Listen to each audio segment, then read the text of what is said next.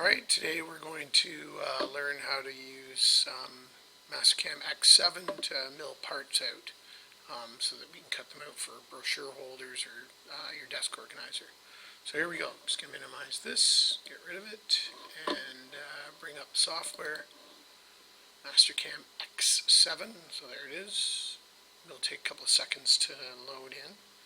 And again, we're going to make sure that we check that we've read over the software agreement. It's loading up the program, and here it comes, looking pretty good. A little bit different than version 9, which we've been using for a bunch of years, but you know what, in the end it's the same G code. So here we go. I'm going to grab my file.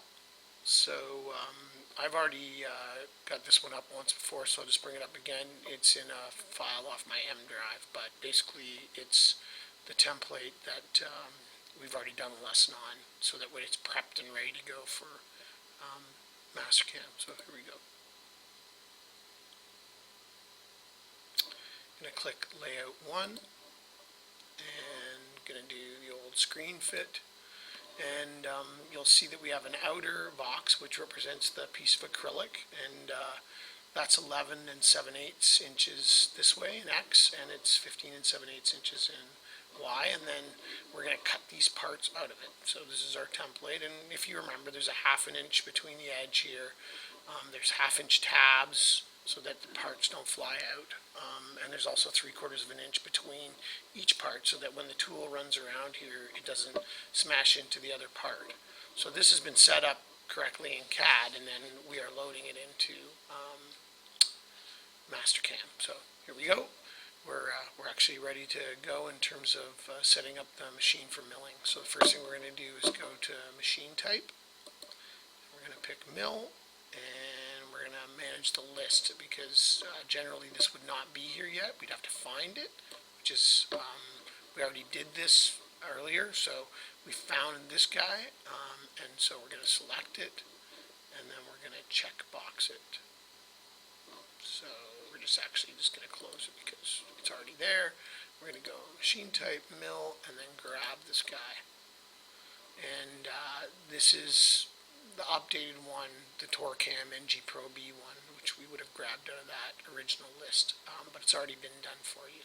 If you want to see that, we can open this up. So we can go to Files, and you can see that we've already got this guy in here, and we could replace it, but it's already our setup one. And again, it would be in that original manage list. From this guy, we can go to Tool Settings, and we're going to just call this program number 1, and we're going to assign our tool numbers, even though we're only going to use one sequentially. So 1, 2, 3, 4. We're only going to use one tool anyway, so it doesn't matter for today. And we're going to select the material. We're going to go to the library for milling, and we're going to click plastic acrylic. There it is. Check box it. So we got the material, we've got that we want the tools to go sequentially, and we're going to call this program number 1. Big deal. Call it whatever you want. The next one is stock setup, and I already talked about this part over here, so we're just going to make it the same. This corner down here in the part is 0, 0, so I'm going to click that's 0, 0. And then I'm going to tab and start here. Y is 15.875, 15 7/8. And 11.875 is X, 11 7/8. And the thickness of the acrylic is 1/8, and of course I can just use 1/8 like I could before. It's rectangular in shape, so we're ready to go. And it should be here. Oh, I didn't do to check the display box, so I was looking for the red mark, so, and there it is. So you can see that my virtual piece is set up and ready to go because the red was here. All right.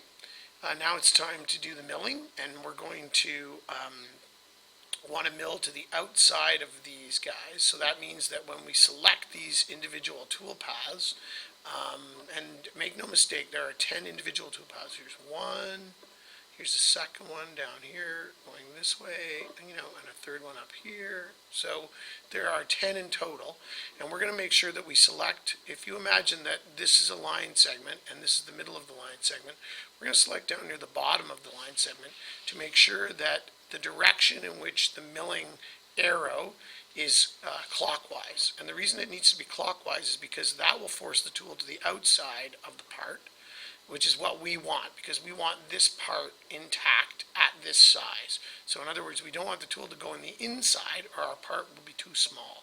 So again, we're going to make sure we pick a line segment, select to one side of center of it, and then that will force it to go clockwise. So I will demonstrate that as we go along. All right, so here we go. We're going to go toolpaths, we're going to go contour, and we're going to call this all my parts. And we're going to pick chain, and a chain means like a set of line segments that are together and connected. And they have to be individual. So if you have extras, that's not good. You'll have to delete those before you can continue. And you really want to do that in CAD and make sure that you just have individual lines and that they're connected with nice intersections and they're not sloppy. All right, so here we go. We're going to start selecting the chains. So again, here's the first one. So I'm below center, and this is going to force it to go clockwise. So see the green arrow? It indicates that the tool is going clockwise. It ends here at the red arrow. I go to the next, section, and remember there are 10 of them. And again, I'm going to be, there's centers. I'm going to just be above it. And again, see that forced it to go clockwise. So here again, I'm going to be there. That's clockwise. This is the line segment, there's center, I click here, that does all of this and is clockwise. Next one, clockwise, next one, clockwise. I hope you're beginning to see how this works. Clockwise, and clockwise, and clockwise. Now, I'll do one backwards, oops, and then I can just reverse it. So if you do make a mistake, you can just reverse it. So I believe that's right here. So, check, I'll just select the wrong direction. See, that's counterclockwise, and I will reverse that. And now it is correct. Now, I have done all 10, so I'm going to green checkbox it. Great. It already indicates that it's a contour, so yep, that's what I want. Now, I haven't selected a tool. We always use 3/16, but where I have to get it from the library. So I'm going to select the library. And I have a bunch of tools. I'm just going to make sure I don't have any other extra tools. So I go to filter, turn them all off so there are none, and then just select end mills and checkbox. And I want 3/16. There it is. Select it, because that's the tool that we do all of our cutting out with. And there it is. The speeds are set, so the first one is the actual milling speed, so 40 inches a minute, and then tab, and then 10 is the plunge rate, nice and slow, tab, and 60 is the retract rate. That's as it moves to the next toolpath. I'm going to write a comment because it's a good habit to get into. I am cutting parts out with 3/16 inch tool down 0.15 inches. Excellent. So that is done. Next thing we're going to go to is cut parameters. So we're going to open that dialog box up. We're going to leave the computer on because we do want the tool to go to the left hand or outside of the part. We always change the tip compensation to center. And everything else stays the same, so that's done. Cut parameters. Let me just make sure you understand. We picked the toolpath type, contour, and we did the tool, which was 3/16, and then we went and changed this to make sure we went to cut parameters to change the tip comp to center. And the next thing we're going to go to is lead in, lead out. We do not use lead in, lead out for cutting parts out of acrylic, so that's good. It's been now removed. And the last thing that we're going to do is go to linking parameters where we set the depth for milling. So here we go. And down here at the very bottom is the actual depth that we're going to cut into the plastic. So minus 0.15 inches. And we are all done. And so we're going to green checkbox this. And you can see the blue lines indicate the actual center of the tool running around these parts, leaving the parts cut out, if you like. And again, the tabs keep them from flying off of the main piece of acrylic. All right, a couple of things we want to do now is we want to verify that it is correct. So we're going to select all of the operations. We only have one, but it's a good idea to begin to get in the habit of this. And then we're going to regenerate it. Again, a very good habit. If you change anything, you will have to regenerate the toolpath.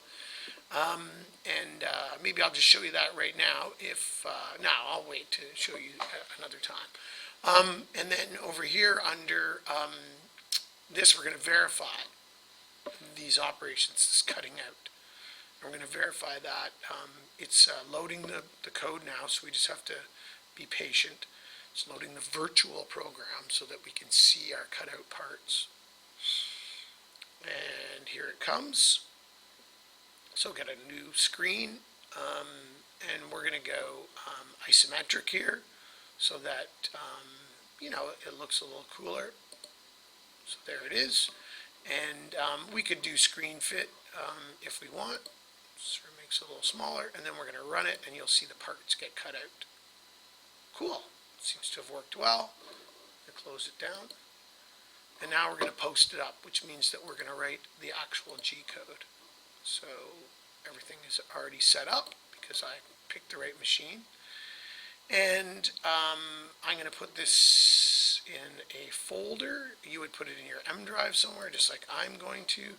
I have an X7 video file, so I'm going to stick it there. And I'm going to call it All My Parts 1. So save it. So there it is. And say yes. I don't know what it's doing, so say no. So I'm going to do that one more time. Select all and post and check and all my parts and save and no. So let's see if it'll do it. Should I think? It seems to be percolating. Hopefully it's doing my parts. And if not, I guess I'll have to take my word for it that it worked. I'm going to try one more time. And this time I guess I will say yes. And check. And it is actually finally doing it. So my apologies. Still a bit of a rookie myself. So it is converting the toolbars into G code. And again, it should take only a couple of minutes to do this. It is required. There's nothing we can do. When it's done, we should see some regular G code like we've seen before. So again, we're just being just being patient. I believe it's still percolating. I sure hope so.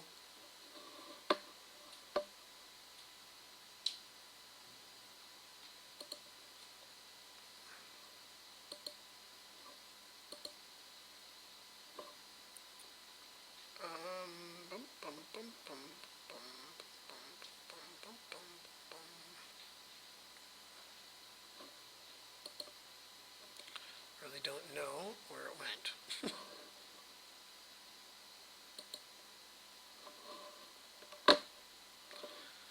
So I guess I'll have to try this video one more time with the right post processor. So I'll try one more. I really don't know what happened there.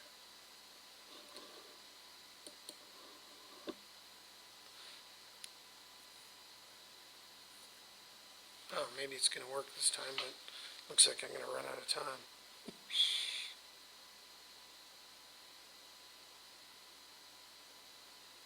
Come on, baby. Normally it doesn't take this long. It should do it automatically. So, oh, there it is. There's the G code. Yay. So we're going to finish in time. If you slide down here to the very bottom, I think we have to change this guy to X0, Y0, Z1, which is our home position. And we are done. Yay, save it to your M drive, and we're good. File, save, and finished.